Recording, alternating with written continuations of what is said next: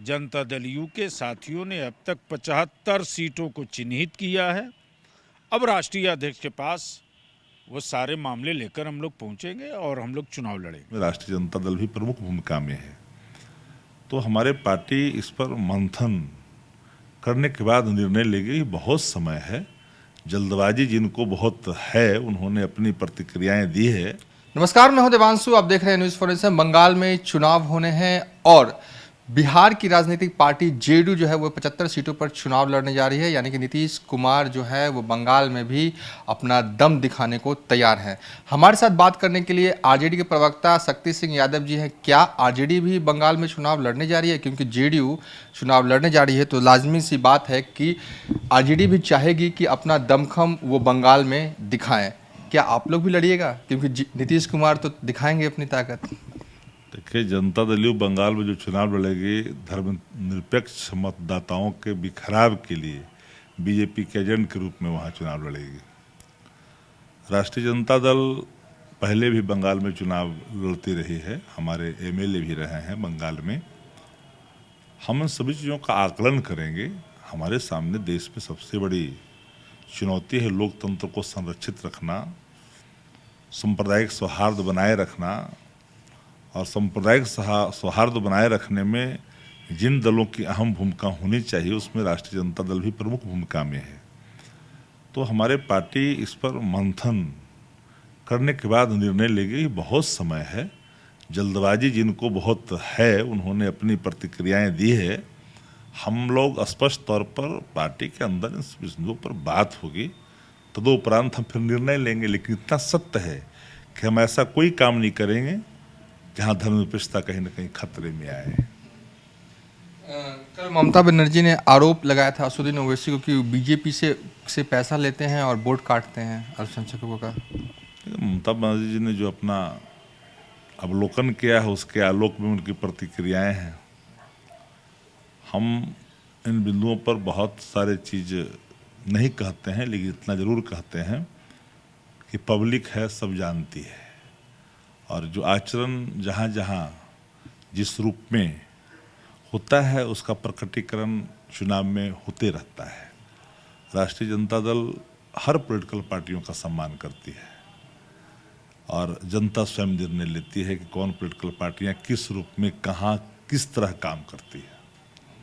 एक सवाल है बंगाल से इतर बिहार का कि जीतन राम मांझी एनडीए में चले गए, लेकिन आज उन्होंने शराबबंदी को लेकर एक ट्वीट किया। उन्होंने कहा कि जो लोग शराबबंदी के चलते जेल में बंद हैं उन्हें नीतीश कुमार छोड़ दें।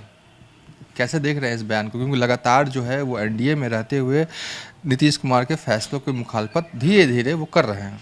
देखिए, मांझी जी के बयानों को आसानी से नहीं लेनी चाहिए। ये गंभीर बयान है, चूँकि शराब पीने वाले लोग जेल में हैं, शराब के बड़े बड़े खेप लाने वाले लोग आज भी घूम रहे हैं।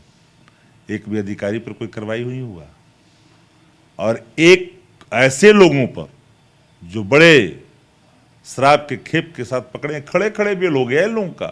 पुलिस का अन्वेषण इतना पुअर है, जिन पुलिस का अनुसंधान ही कमजोर होगा तब कैसे वो माफिया लोग पकड़ में आएंगे? क्योंकि माफिया जो गिरी चल रहा है वो सत्ता के संरक्षण में चल रहा है।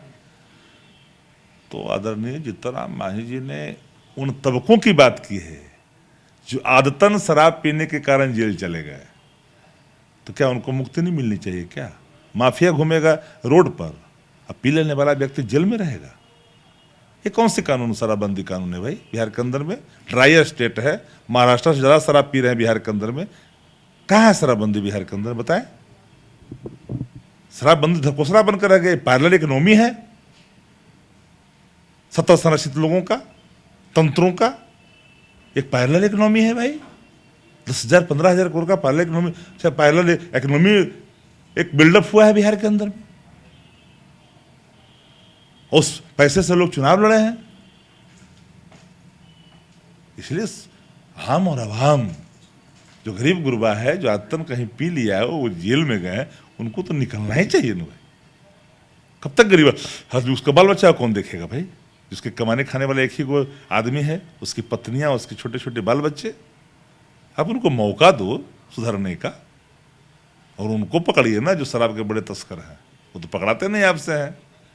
बिहार में एकाक जरा डीएसपी और एसपी पर कार्रवाई शराब का हो बताइए तो, एक भी बता तो दीजिए। फिर से शपथ ले रहे हैं तमाम पुलिस अधिकारियों की, शराबबंदी नहीं मतलब कि लागू करेंगे सही से। कोई शपथों पर देखिए, सच ये है कि नीतीश कुमार जी की आभा इतनी मर चुकी है कि शासन पर कोई असर ही नहीं है।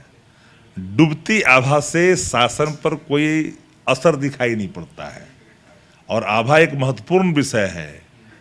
शासन शासक के इकबाल से चलता है और शासक का इकबाल मर चुका है, तो शासन चलेगा कैसे? सब लोग जान रहे हैं ना कि सरकार को जान जाने क्या होगा, न जाने किस परिस्थिति में क्या हो जाए बिहार के अंदर में। इसलिए कौन सुनने के लिए बैठा हुआ है? रोज आज से पिछले 3 वर्षों से ये डीजीपी के रोज कहते हैं कितने डीजीपी बदल गए, सब डीजीपी को उन्होंने कहा, 2 डीजीपी तो बदल गए, 2 डीजीपी को उन्होंने कह दिया कि भाई आपको सब पता है कि शराब कहाँ मिलता है, हम सब इक्विपमेंट आप लोग को दिया, हर तरह की सुविधाएं दिए, हमने दी है, प्रदान की है, लेकिन आप कंट्रोल नहीं कर रहे हैं। हम बोलते थे तो आरोप होता। मुख्यमंत्री स्वयं पुलिस विभाग की बैठक में उन्होंने कहा है, कई मौके पर कहा है, मैंने ऑल आर नोन टोटली कहाँ कहाँ शराब है। सब गरीब बर्बाद हो रहे हैं, बच्चे होम डिलीवरी करने में लगे हैं, पढ़ने वाले बच्चे और बच्चियां शराब माफियों के अधीन होकर करके अपनी जिंदगी बर्बाद कर रहे हैं पैसे की लालच में। ये शराबबंदी है, ये तो समाज को बर्बाद करने की दिशा में उठाया गया कदम आज दिख रहा है। कानून जब प्रभावी न हो तो कानून की समीक्षा होनी चाहिए। चलिए, ये थे आरजेडी के प्रवक्ता शक्ति सिंह यादव, जो साफ तौर पर कह रहे हैं कि जीतन राम मांझी ने जो बयान दिया है शराबबंदी को लेकर कि जो लोग शराब के चलते जेल में बंद हैं उन्हें रिहा करना चाहिए, तो कहीं ना कहीं आरजेडी जो है वो खुले तौर पर जीतन राम मांझी के इस बयान का समर्थन करते नजर आ रही है। फिलहाल अभी तक के लिए इतना ही। आप देखते रहिए न्यूज़ फॉर नेशन।